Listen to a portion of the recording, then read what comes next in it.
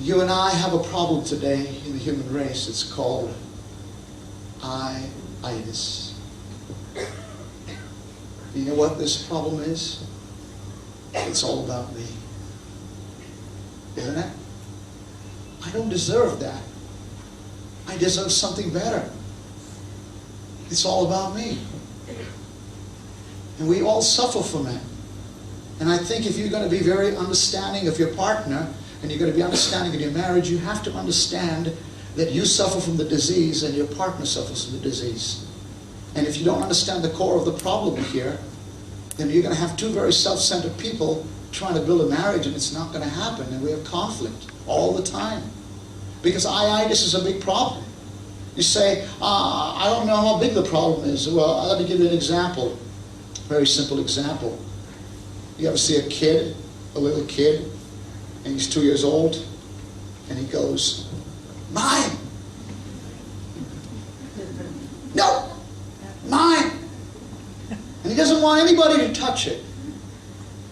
And we take the same problem right through our lives. We're constantly talking about I, mine. It's there within us. You ever look at a photograph? There's a group photograph. Let me ask you something. Somebody gives you a photograph of the group, and where do your eyes go first? And if you look good, you like the picture.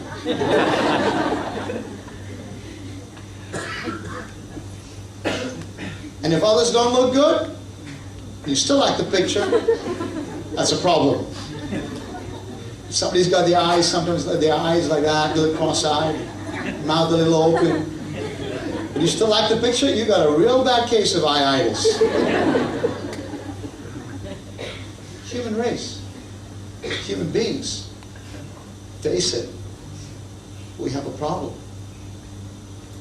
Paul said, James said, what is the source of our problems? What is the source of our conflicts? Is it not, James 4, 1 and 2, is it not your selfish, sinful nature that's inside of you? Who's going to counsel you with this one? Is it not your sinful, selfish nature that's within you?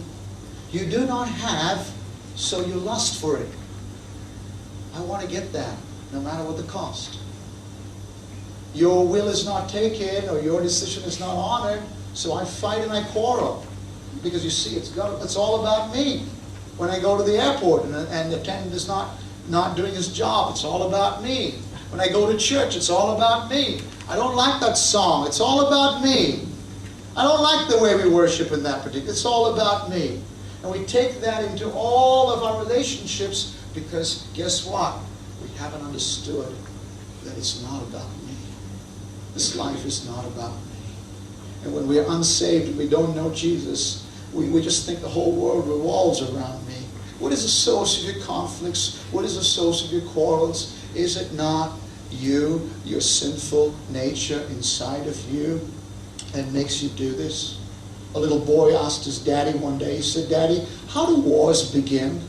And the daddy was very happy about the question. His daddy thought, well, let me show him how smart I am. So the daddy began to tell him about how, well, in World War I began in 1917. It happened when Germany invaded Belgium.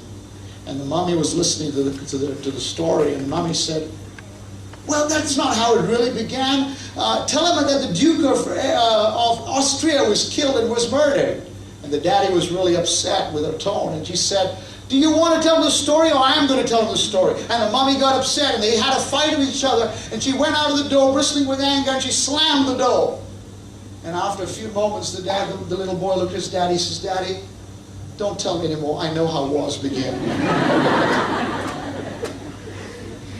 How do wars begin?